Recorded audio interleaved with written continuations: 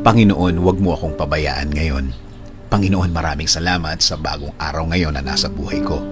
Maraming salamat sa mga bagong pagkakataon na kasama ng araw na ito.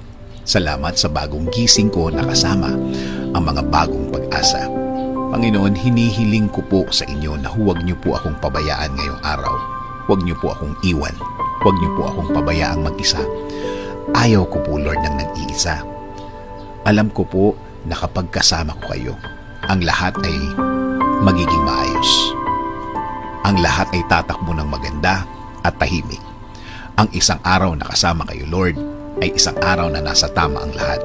Alam ko, Lord, na ikaw ang magiging guide ko. Alam ko, Lord, kung ikaw ang maglilid ng buhay ko, mapupunta ito sa maayos at tahimik talaga ang lahat. Dahil alam ko na ang araw na ito ay bahagi ng inyong magandang plano. Lord, nasa gitna po ako ng isang matinding problema. Isang matinding problema na kinukuha ang lahat ng parts ng aking araw. Walang oras na hindi ko naaalala ang problemang ito. Pagod na din po ako sa pag-iisip ng problemang ito. Marami na po ang apektado sa aking buhay. Marami na din po akong hindi nagagawa dahil sa aking kinakaharap. Kahit ang mga mahal ko sa buhay, napapabayaan ko na dahil sa problemang ito. Lord, I'm asking you to be in the middle of my life now. Ikaw na po ang mag-lead ng aking buhay. Ikaw na po ang manguna ng aking buhay. Ikaw na po ang magbigay ng direksyon. Ikaw ang magbigay ng guidance sa aking araw-araw. Isinusuko ko na po ang lahat ng sakit sa iyo. Ikaw na ang bahalang palitan ito ng kasiyahan. Yes, Lord.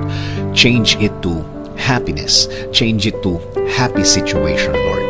Lagyan mo ng joy ang aking buhay. Baguhin niyo po ang aking araw-araw ngayon. Yes, Lord. Kasama na ang mga araw na parating, mga linggo, buwan ng aking buhay.